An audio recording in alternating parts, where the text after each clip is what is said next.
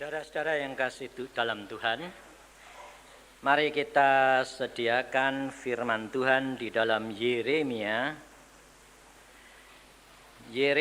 pasal yang ke-24. Yeremia 24 ayat yang pertama sampai dengan ayat yang ke-10. Yeremia 24 ayat pertama sampai dengan ayat yang ke-10. Lihatlah, Tuhan memperlihatkan kepadaku dua keranjang buah ara berdiri di hadapan bait Tuhan. Hal itu terjadi sesudah Nebukadnezar, Raja Babel, mengangkut ke dalam pembuangan Yehonia bin Yoyakim, Raja Yehuda, beserta para pemuka Yehuda, tukang dan pandai besi dari Yerusalem, dan membawa mereka ke Babel. Keranjang yang satu berisi buah ara yang sangat baik, seperti buah ara bungaran, tetapi keranjang yang lain berisi buah ara yang jelek, yang tak dapat dimakan karena jeleknya. Lalu berfirmanlah Tuhan kepadaku, apakah yang kau lihat, hai Yeremia? Maka jawabku, buah ara. Buah ara yang baik itu sangat baik, dan buah ara yang jelek yang tak dapat dimakan karena jeleknya. Kemudian datanglah firman Tuhan kepadaku bunyinya, beginilah firman Tuhan Allah Israel. Sama seperti buah ara yang baik ini, demikianlah aku akan memperhatikan untuk kebaikannya orang-orang Yehuda yang kubawa dari tempat ini ke dalam pembuangan, ke negeri orang-orang Kasdim. Maka aku akan mengarahkan mataku kepada mereka untuk kebaikan mereka, dan aku akan membawa mereka kembali ke negeri ini. Aku akan membangun mereka, bukan meruntuhkannya. Aku akan menanam, bukan mencabutnya. Aku akan memberi mereka suatu hati untuk mengenal aku, yaitu bahwa akulah Tuhan. Mereka akan menjadi umatku, dan aku ini akan menjadi Allah mereka, sebab mereka akan bertobat kepadaku dengan segenap hatinya. Tetapi seperti buah ara yang jelek itu, yang tak dapat dimakan karena jeleknya, sungguh beginilah firman Tuhan. Demikianlah aku akan memperlakukan Sedekia Raja Yehuda beserta para pemukanya dan sisa-sisa penduduk Yerusalem yang masih tinggal di negeri ini, dan orang-orang yang menetap di negeri Mesir. Aku akan membuat mereka menjadi kengerian bagi segala kerajaan di bumi, menjadi aib dan perumpamaan, menjadi sindiran dan kutuk di segala tempat kemana aku mencerai beraikan mereka. Dan aku akan mengirimkan perang, kelaparan, dan penyakit sampar di antara mereka, sampai mereka habis dilenyapkan dari atas tanah yang telah kuberikan kepada mereka dan kepada nenek moyang mereka. Sampai di sini saudara, mari kita berdoa sekali lagi. Tuhan, firman-Mu sudah hamba bacakan, sekarang tiba waktunya untuk Engkau yang menguraikan dan berbicara kepada kami pribadi demi pribadi. Karena sungguh semuanya ini adalah anugerah-Mu semata-mata. Mari Tuhan Roh Kudus, Engkau yang berkarya, karena hidup kami ada di dalam tangan Tuhan Yesus Kristus. Terima kasih Bapa, dalam nama Tuhan Yesus kami mengucap syukur dan percaya. Amin. Saudara, saya tadi di sana mendengarkan melihat saudara semuanya. Saya sebetulnya sudah 4 tahun udah tidak pernah keluar menginjil, karena pada waktu tahun 94 Januari Tuhan berkata, berhenti keliling menginjil dan duduk diam di rumah berdoa dan membaca firman Tuhan sehari 5-6 jam. Lalu saya berkata, oke, pokoknya kalau saudara mengenal Tuhan yang sungguh, kira-kira kalau Tuhan ini bilang, diem, kamu diem enggak? Hah? Diam. Diam. Pasti? Hah? Saya tidak yakin. Mengapa saudara saya tidak yakin? Karena ternyata saya duduk di sana, saya kalau duduk di sana itu tidak lalu ngawasi saudara ngapain. Saya berdoa, selalu berkomunikasi dengan Roh Kudus. Tuhan, anak-anakmu di tempat ini apa toh? Bukankah aku sudah mau memberi firman untuk memperingatkan mereka? Sebab saudara, ternyata kita itu menjadi orang Kristen, punya iman. Tapi iman kita itu iman hikmat. Bukan iman bergantung kepada kuasa Roh Kudus. Karena contohnya, kalau yang tidak logis, saudara percaya? Hah? Saudara bisa bilang, mosok begitu toh? Ini kenyataan orang Kristen itu kebanyakan tuh tidak punya iman yang benar-benar gantung sama Tuhan. Makanya saya kalau katakan, saudara kalau disuruh Tuhan, suruh apa? Bisa bilang, iya, nonsen. Kenapa? Sebab akal saudara jalan. Tidak masuk akal. Lalu kadang-kadang saya kerap kali ditanya, saya disuruh gini Pak, tapi saya tidak mau. Kenapa? Ya tek Tuhan, tek setan. Loh. Betul enggak? Hah? Betul enggak? Sebabnya apa? Kamu tanya begitu. Lah kamu enggak kenal Tuhan, Neo. Kalau kenal Tuhan enggak mungkin toh kamu tanya begitu. Contohnya, bapak-bapak ini mosok kalau istrinya yang ngomong bilang, ini kamu apa orang lain? Nah, ada? Enggak ada toh? Enggak ada toh? Kira-kira ibu kalau ngomong bapaknya bilang, ini kamu apa orang lain? Enggak toh? Karena dia kenal persis itu siapa?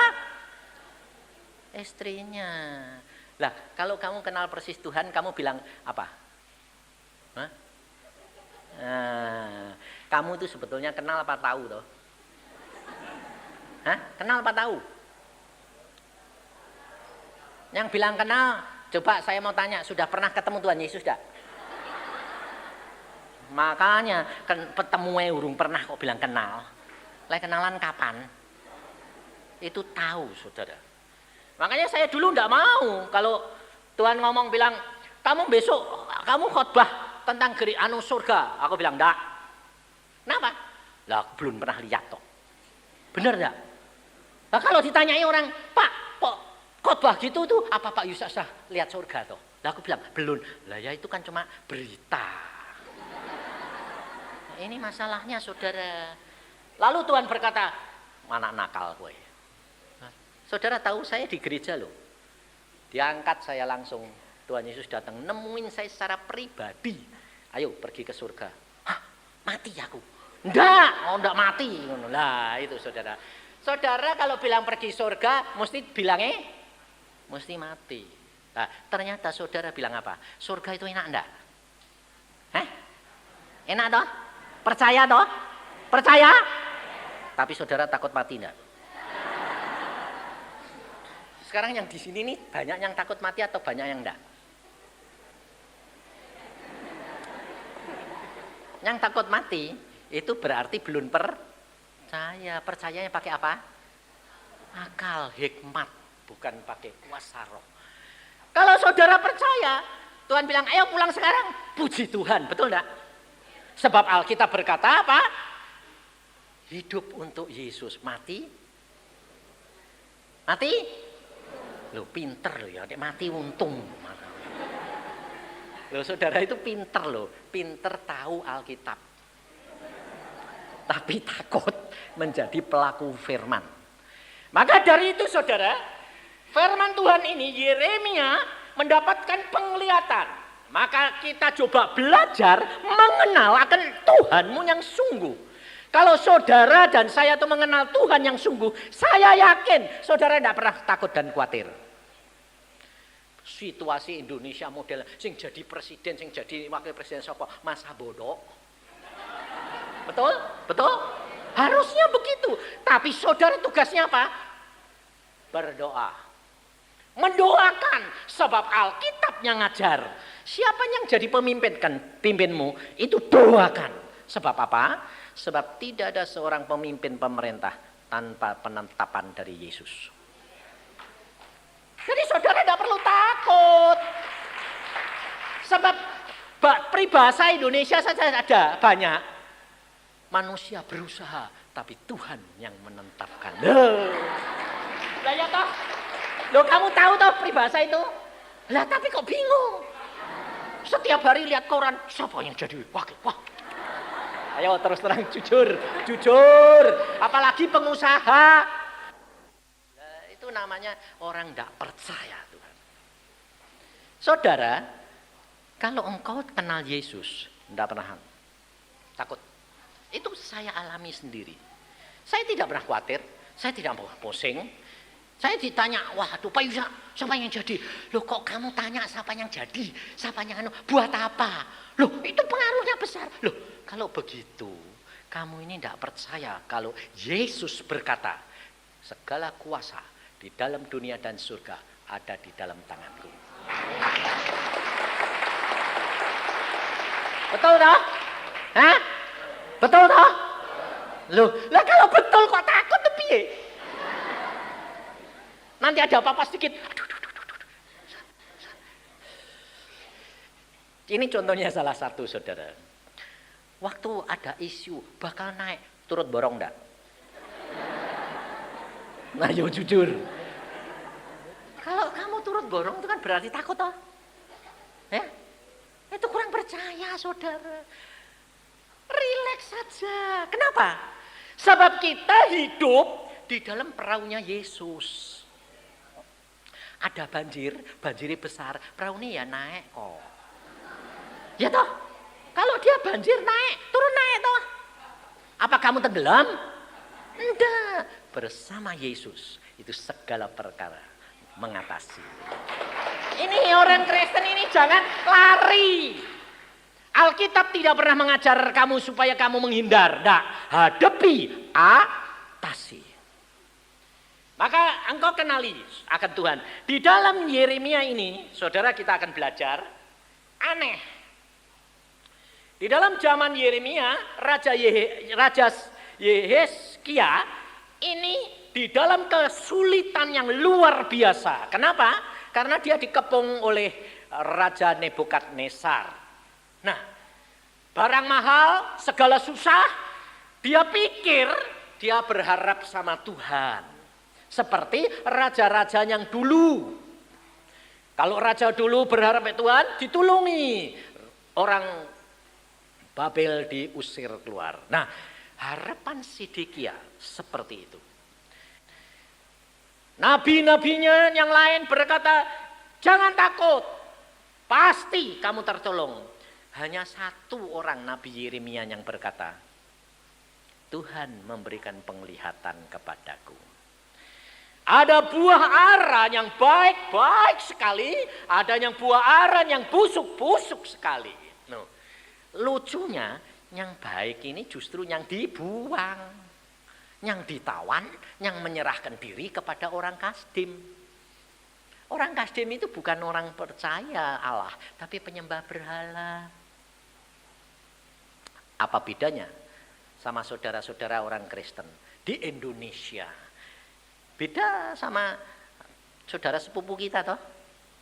Saudara minoritas kecil, orang Kristen cuma berapa persen. Di tengah-tengah mereka. Tapi saudara, Sodom dan Gomora tidak dihancurkan kalau ada 10 orang percaya. Ngerti? Indonesia tidak akan dihancurkan karena anak-anak Tuhan berdoa.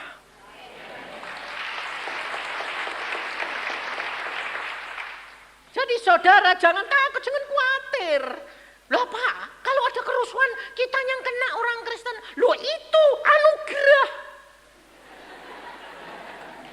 Loh, kamu baca Alkitab di dalam kitab Petrus. Kalau saudara dan saya bisa menderita karena Kristus, itu satu anugerah karunia saudara. Jadi tidak perlu takut. Bahkan engkau menjadi berkat buat mereka. Jangan menjadi rongrong.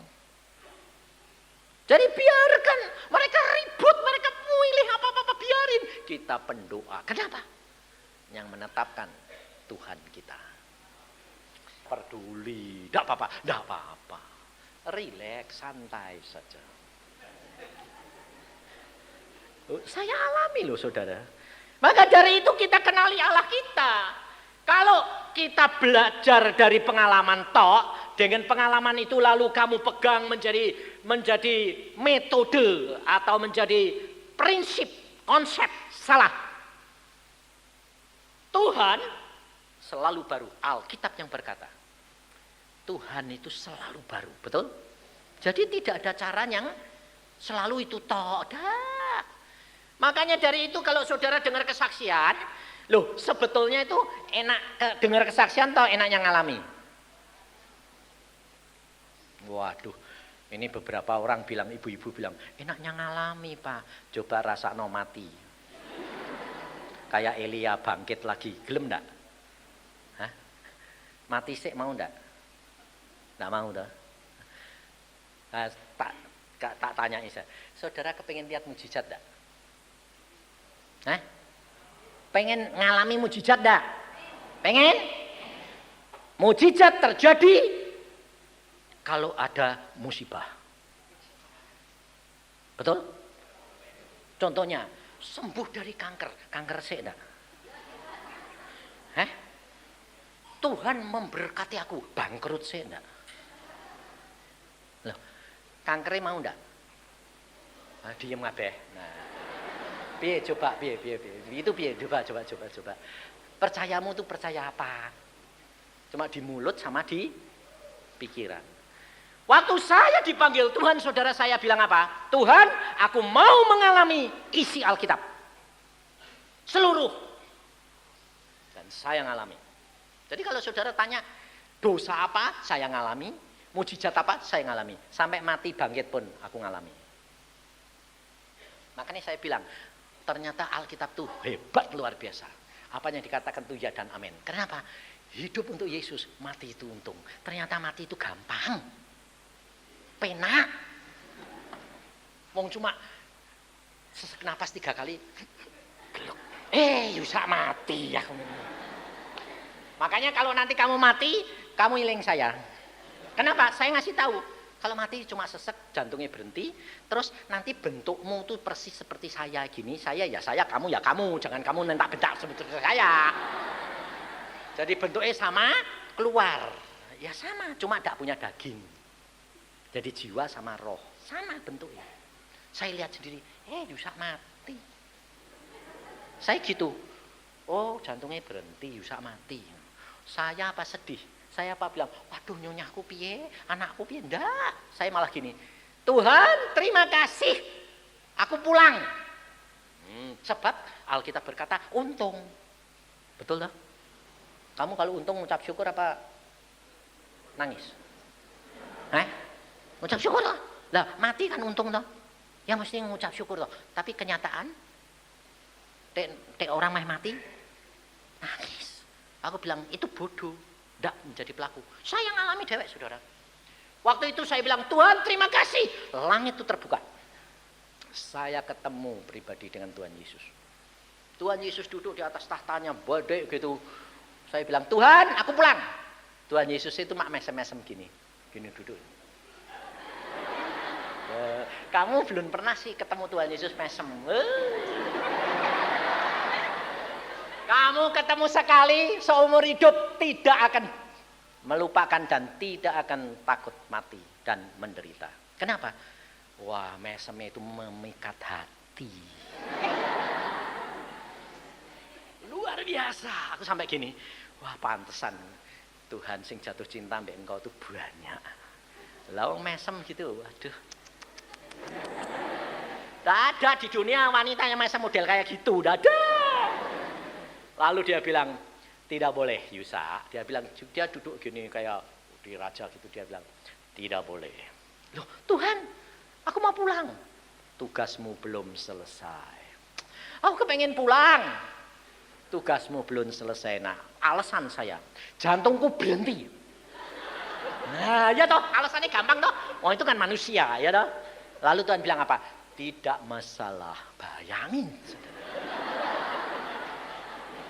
Makanya kalau kamu ngalami sendiri, kamu akan merasa, wah luar biasa. Aku bilang, Tuhan, aku kepengen pulang. Belum, tugasmu belum selesai. Aku mau, jantungku berhenti. Tidak masalah. Jantung berhenti kok tidak masalah. Padahal dokter semua sudah tidak ada harapan. Tidak ada. Tapi Tuhan bilang, tidak masalah. Aku pengen pulang kok Tuhan. Dia cuma apa? Dia tidak ngambil apa, tidak apa. Cuma gini loh, tangannya itu enak aja. Tes gitu toh. Kayak orang, apa itu, selentik, netik. Nah, sinar itu sekelereng, turun. Saya lihat sendiri. Apa sih itu? Aku bilang, masuk ke jantung saya. Masuk, meledak, dal. Jantungnya jalan. Lah aku bilang gini, oh jalan lagi ya Tuhan. Malah Tuhan ini bilang, itu sudah jalan, masuk. Wah! Aku bilang, aku kepengen pulang. Masuk. 2 kali dia ngomong, tidak bisa, saya bantah. Kayak orang dijumput, plus masuk, bangun. Hidup. Kamu ketawa, coba kowe sing ngalami piye. Makanya saudara, kalau kamu sudah ngalami ketemu Yesus, sudah ngalami gitu semua, kamu tidak pernah takut. Hidup itu rileks. Hidup dengan Tuhan, yang penting itu kenali Allah. Sebab apa yang kamu pikir bukan yang dipikir oleh Allah. Raja Sedekia mikir dia akan ditolong. Malah Tuhan berkata, serahkan dirimu kepada mereka. Orang-orang yang aku buang, yang aku masukkan dalam tawanan, itu buah ara yang indah. Jadi kalau saudara sama saya mengalami krisis, mengalami kayak gini, kamu masuk di tengah-tengah itu, puji Tuhan. Karena apa Alkitab berkata? Mereka akan bertobat dengan segenap hati. Jadi berarti, kenapa saudara itu dimasukkan tempat itu? Kenapa saudara dimasukkan di Indonesia dalam situasi kayak begini? Karena percayamu belum segenap hati. Kalau tidak dipepet-pepet, tidak sungguh-sungguh. Betul loh? Ya? Kalau diberi kebebasan, berbakti bebas, menyembah bebas, datangnya saenake. Oh, agak pujian engkau. Betul tidak? Betul tidak? Hah? Tapi dek kepepet, terancam, lalu ada bahaya, sembayangnya akeh. Betul? Ngotot, anaknya sakit, ngotot, dek semua sehat, sembayangnya, terima kasih Tuhan, amin. Lah pantesan, Tuhan itu dari surga lihat. Ini anakku kok tak berkati kok malah sembayangnya sebentar. Tak pepet-pepet, sembayangnya ngotot. Kira-kira wong Tuhan itu cinta mbek, kangen mbek kamu, bilang apa? Pepet wae.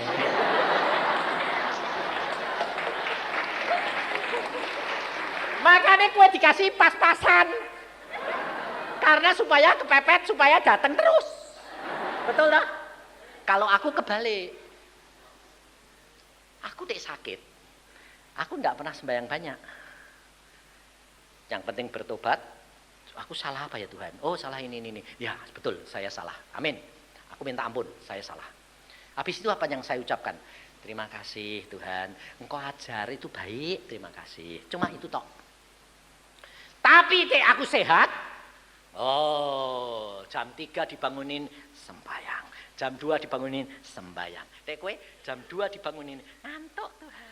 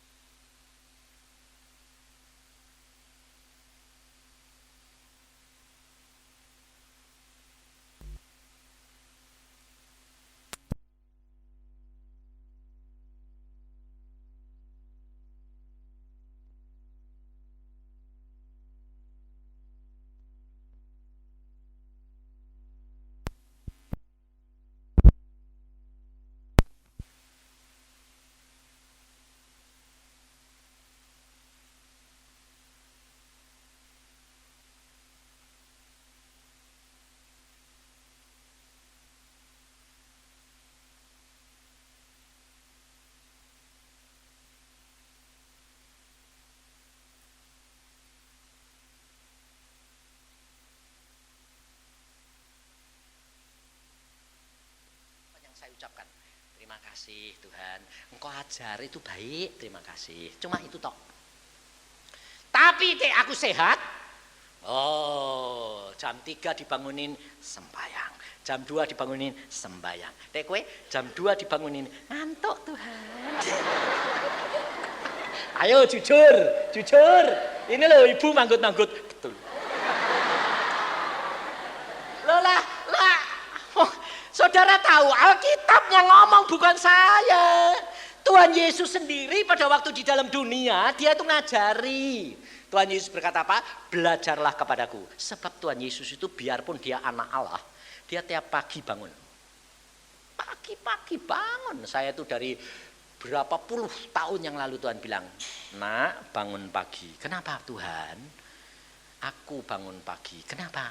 Kalau pagi itu kamu habis tidur, badanmu seger, kamu datang dan masih sepi, kamu nanti peka. Aku ngomong, kamu dengar. Semua orang datang pada saya bilang gini, Pak, bagaimana ya Pak bisa dengar? Saya bilang, bangun pagi. Ngantuk, loh bisa. Mau kepengen tapi bayarnya tidak mau. Oh, jangan saudara kira saya itu kalau sampai sekarang kalau Tuhan bangunin itu jam 3, jam 2 sembahyang terus 2 jam sudah Tuhan wes tidur lagi tapi tiap jam 5 bangun. Itu kenyataan. Makanya Tuhan tuh kerap kali ngomong sama saya gini, makanya saya itu orangnya rileks saja. Kenapa? Tuhan yang menetapkan segala-galanya kok, tidak usah takut saudara. Maka dari itu bayar saudara, bayar. Sebab pikiran Allah bukan pikiran kita. Kalau justru Tuhan mengatakan buah ara yang baik ini adalah orang yang aku buang. Kenapa? Karena Tuhan tahu mereka kalau di tanahnya sendiri, di dalam negerinya sendiri, mereka keberkatan, mereka lupa akan Tuhan. Maka dari itu, saudara jangan lupakan dia. Justru Tuhan berkata apa? Coba lihat di dalam Mazmur. Di dalam Mazmur 32, Tuhan berkata apa? Coba. Mazmur 32 ayat yang ke-6. Perhatikan dan ini tanam dalam hatimu dan hidupmu. Supaya apa? Supaya kamu menikmati apa yang dijanjikan Tuhan. Sebab itu Mazmur 32 ayat yang ke-6. Sebab itu hendaklah setiap orang saleh berdoa kepada Tuhan selagi Tuhan dapat ditemui. Sesungguhnya pada waktu banjir besar terjadi itu tidak melandanya. Sip. Ya toh? Jadi ada banjir besar, ada apa? Saudara takut enggak? Enggak. Kenapa? Karena kamu sudah membayar harganya lebih dahulu. Tapi saudara kerap kali apa? Senengnya apa? Nanti kalau banjirnya sudah datang, baru ribut setengah mati, rebutan perahu. Ketinggalan saudara. Sebab bagaimanapun hidup kekristenan itu pribadi. Makanya saya selalu katakan, kekristenan itu bukan agama. Kekristenan itu bukan agama. Tetap saya katakan. Tetapi kekristenan adalah pengenalan pribadi saudara dengan Yesus. Itu Kristen. Sebab apa? Sebab Kristen itu Kristus. Pengikut Kristus. Itu bukan agama. Pengalaman pribadi, pengenalan pribadi akan Yesus itu kekristenan. Kalau saudara mengenal Yesus Tuhanmu, apapun yang dikatakan kamu lakukan. Kerap kali kita kepengennya apa? Mau ngerti dulu. Makanya banyak orang tanya, Pak, situasi Indonesia bagaimana ya Pak? Apa yang akan terjadi Pak? Kayak tukang ramal wah. Padahal tadi ada kesaksian, tek ramal itu harus dipatahkan, betul? Lah kok malah kue tanya tukang ramal? Aku kerap kali ditanyai saudara. Pak, bagaimana ya? Ini bagaimana? Loh, kamu kenapa tanya? Kamu percaya kalau Tuhan yang menetapkan langkahmu?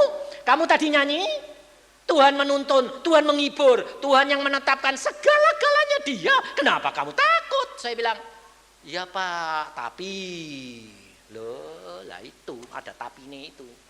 Sing susah saya bilang. Hidup kita dengan Tuhan itu harus benar-benar. Kita harus baca firman Tuhan, baca firman Tuhan. Selalu saya tekankan, baca firman Tuhan setiap hari. Sebab saya berani ngomong, sebab saya ngalami. Alkitab ini sudah saya baca 100 kali lebih. Setiap hari saya baca minimal 8 sampai 10 fatsal. Sebab Tuhan yang suruh sampai sekarang. Mengapa? Tuhan bilang baca terus. Dari dalamnya kamu akan menggali mutiara-mutiara yang indah. Dan selalu baru, Alkitab ini luar biasa. Selalu baru, sangsal saya baca, loh kok ada pembukaan penjabaran lagi. Seperti hari ini, Tuhan berkata, berikan kepada anak-anakku tahu bahwa apapun yang terjadi di dalam dirimu, di dalam negara Indonesia, tidak usah takut, tidak usah khawatir. Apapun yang terjadi ada di dalam tangan Tuhan.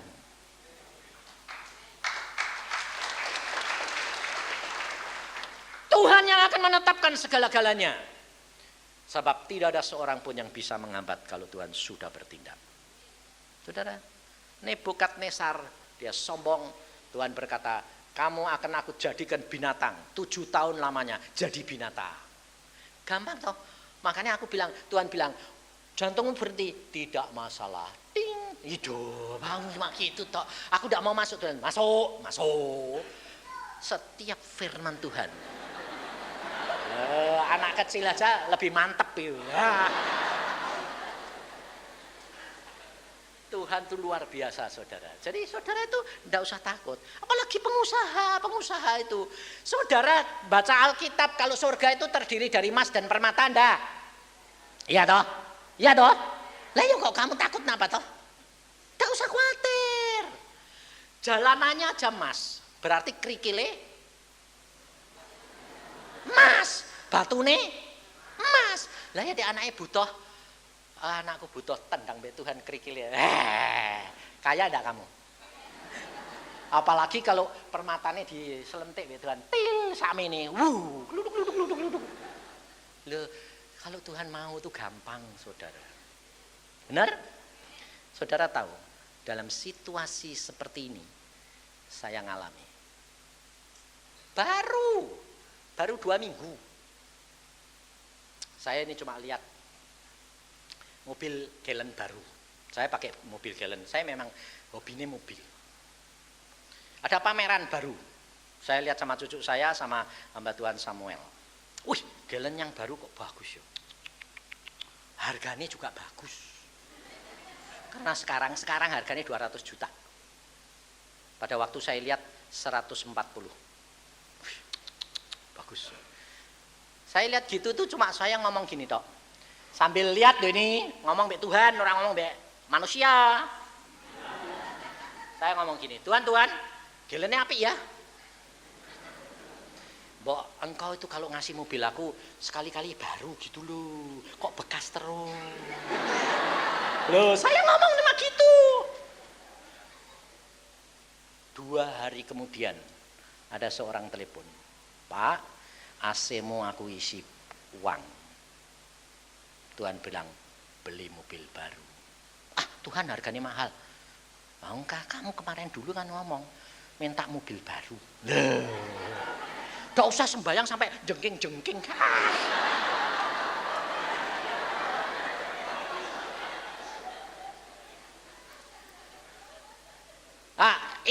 Itu toh. Nah, sebelumnya itu, habis itu anak saya itu bilang gini, Pak, aku ini kurang uang, Pak. Piro? 280 juta. Kok banyak? Ya aku pinjem, tapi Tuhan tidak boleh Pak. Pinjem bunganya tinggi, tidak boleh Pak. Buat bayar tanah itu kurang 280 juta. Sembayang. Terus Tuhan bilang apa? Jaga hati. Ya wis toh. Jaga hati berarti tidak untuk ngomel, tidak untuk mikir jalan pakai jalannya dewek. Ya sudah, yang penting ngucap syukur ya wis. Nah, aku iseng-iseng ngomong mbek Tuhan. Tuhan, tek aku konglomerat lho.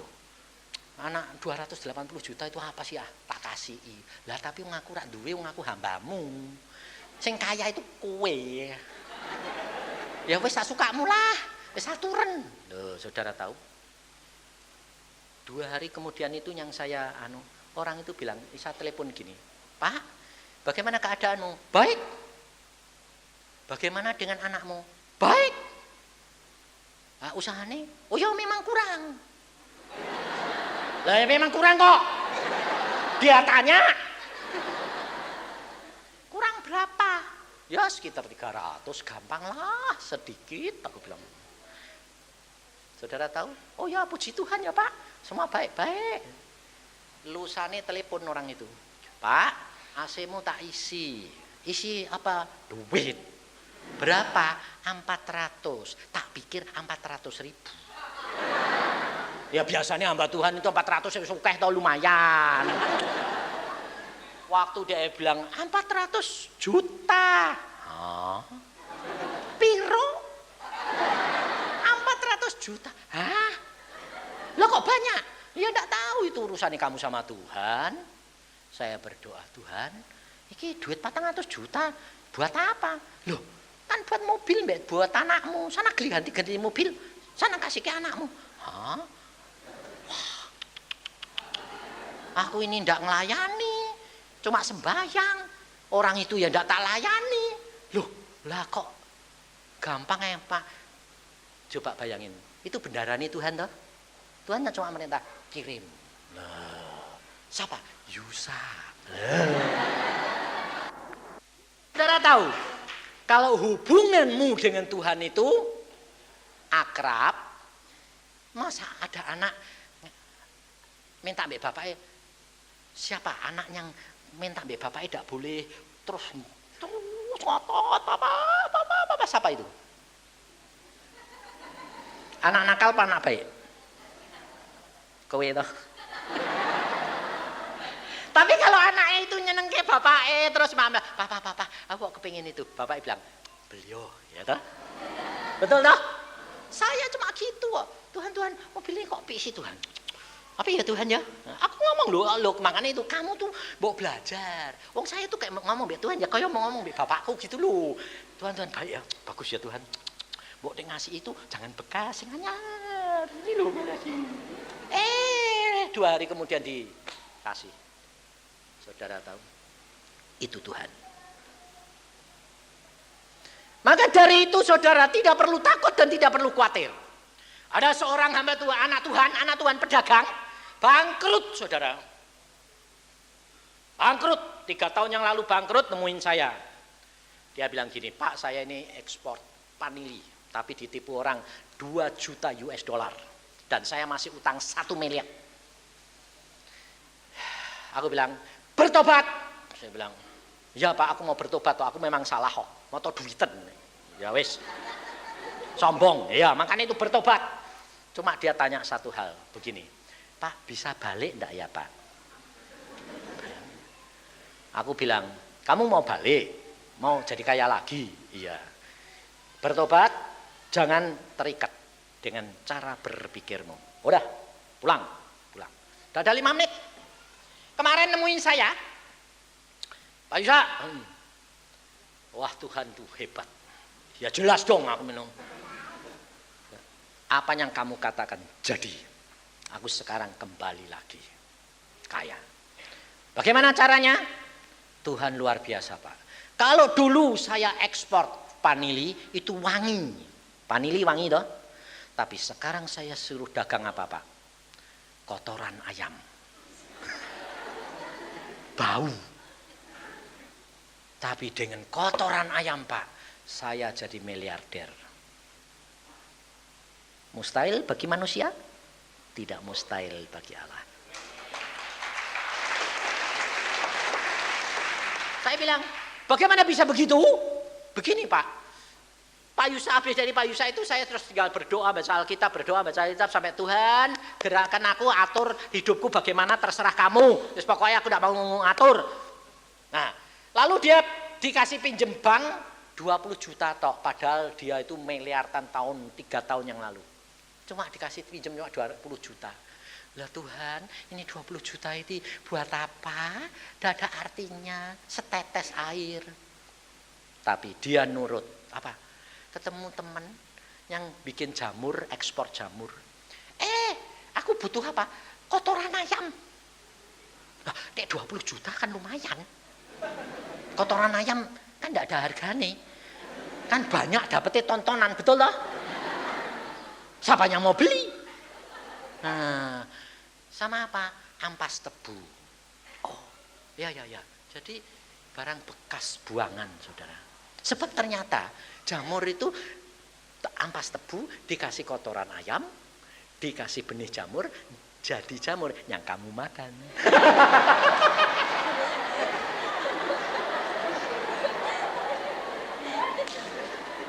Jadi dia diekspor mahal luar biasa.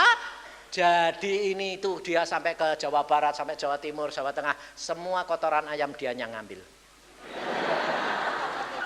Dan dia bilang sama saya gini, Pak Yusak tahu, saya kontrak sama peternakan ayam hanya kotoran ayam.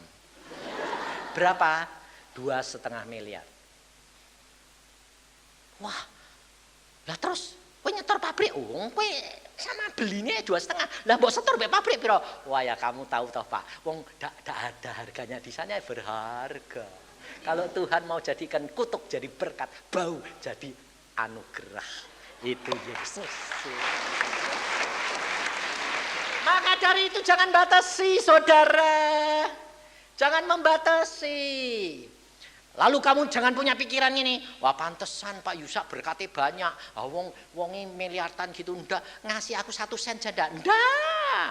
Aku minta, ndak. Saya bilang ngucap syukur, sebab Tuhan berkata, yang satu menabur, yang satu menuai. Jadi kamu jangan gini, hamba-hamba Tuhan senengnya gini, aku yang nobatkan kamu, aku yang mendoakan kamu, supaya aku yang hasil, kok enak. Dia yang nabur, dia yang nuai, mau nuai. Dah, Tuhan bilang, kamu nabur, orang lain nuai. Orang lain nabur, kamu menuai. Itu prinsip Tuhan. Mengapa? Supaya hamba Tuhan tidak terikat akan orang lain. Sebab mengharapkan manusia itu terkutuk. Maka dari itu saudara, hidup dengan Tuhan itu jangan dibatasi dengan cara berpikirmu. Jangan dibatasi dengan pandanganmu, kepandaianmu, hikmatmu. Tetapi tergantung kepada Roh Al-Kudus. Dan saudara belajar, saya peringatkan orang-orang yang melayani Tuhan, hati-hati. Jangan seperti Yeremia. Yeremia membuat satu kesalahan, sehingga dia hidupnya menderita. Pada waktu saya tanyakan Tuhan, kenapa Yeremia itu sampai mengutuki hari lahirnya, dan dia menyesal menjadi hambamu. Tuhan berkata, dia salah langkah. Di mana Tuhan salahnya Yeremia? Bukankah aku sudah ngomong sama Yeremia, buah ara yang baik adalah yang dibuang ke Babel, betul? Yang tinggal itu busuk dan semuanya akan dimusnahkan dengan kelaparan, pedang, dan sampar. Tapi pada waktu Yeremia diberikan wewenang oleh Raja Babel, diperhatikan, diberi hadiah, diberikan suruh pilihan, kamu mau tinggal di mana? Ayo ikut aku.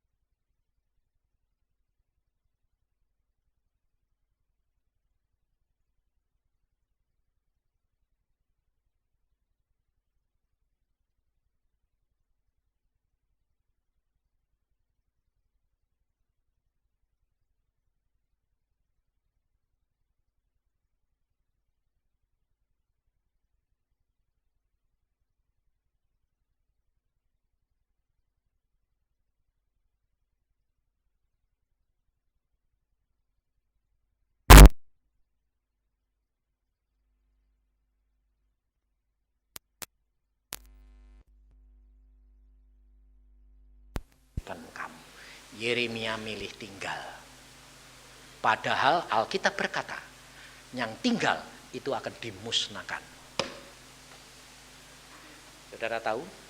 Jadi hamba Tuhan jangan terikat lagi dengan pikiran, tetapi bergantung dengan Roh Allah Kudus. Tuhan yang menetapkan langkah-langkahnya. Makanya saya katakan, kalau Tuhan pada waktu saya menginjil, jadwal saya 2 tahun penuh. Tapi Tuhan berkata, berhenti, tinggalkan semua. Saya tinggal. Tapi saya tetap diberkati Tuhan. Tidak kekurangan. 4 tahun saya ganti mobil 2 kali. Dari mana? Tuhan yang ngirim. Wong Elia suruh doa puasa, burung gagak bawa roti sama daging kok. Ya toh? Burung gagak suka daging enggak? Kenapa enggak dimakan dewek? Takut karena Tuhan yang nyuruh. Manusia suka duit enggak? Suka enggak? Tapi kalau Tuhan bilang berikan, diberikan enggak? Nah, hidup dengan Tuhan itu pasti. Enggak kira-kira. Semoga. Saudara kalau doakan gitu, semoga. Enggak, pasti. Karena firman Tuhan itu ya dan amin. Maka dari itu saudara tidak perlu takut, tidak perlu khawatir. Apapun boleh terjadi, Yesusku yang berkuasa dan yang menetapkan. Amin. Dah ya, sudah jam 8:15. Nanti kebanyakan nanti pulangnya kemalaman. Mari kita berdoa.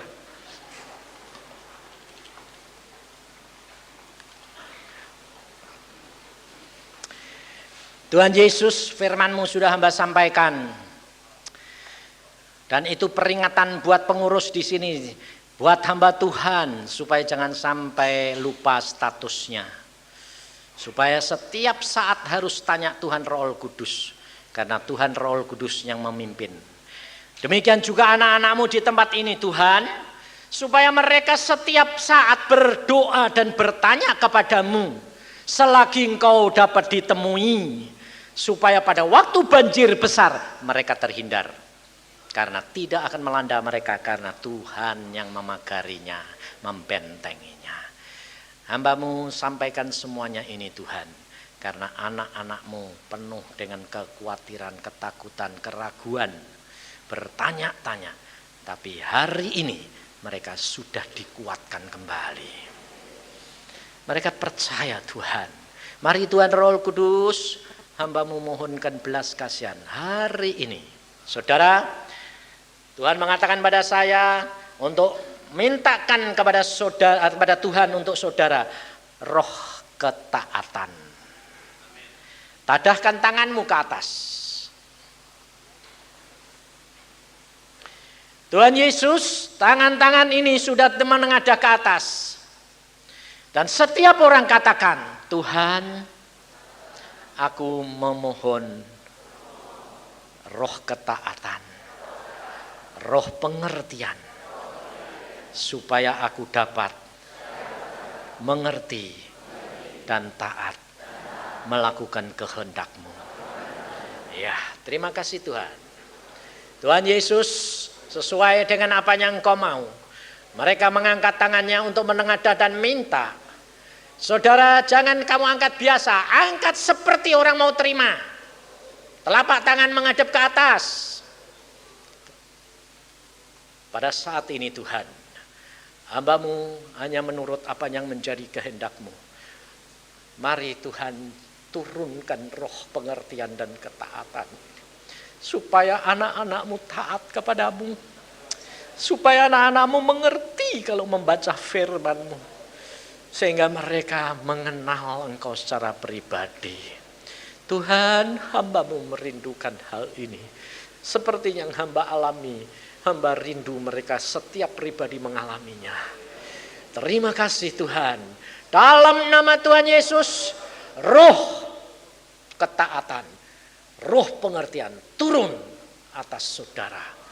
Terima kasih Tuhan Yesus. Sikia karata syakata kaya karata sukutu. Koya karata sikikia karata sukutu koya kete. Taya karata sikete kiri. Terima kasih Tuhan. Terima. Koya karata sikikia karata sukutu. Mari kita mengucap syukur. Terima kasih Tuhan. Bahwa Engkau sudah berikan semuanya ini kepadaku. Dan mulai saat ini aku boleh belajar taat. Supaya aku boleh mengenal Engkau lebih dalam. Terima kasih Bapa, Engkaulah segalanya bagi kami. Dalam nama Tuhan Yesus, kami mengucap syukur semua perkara ini. Amin.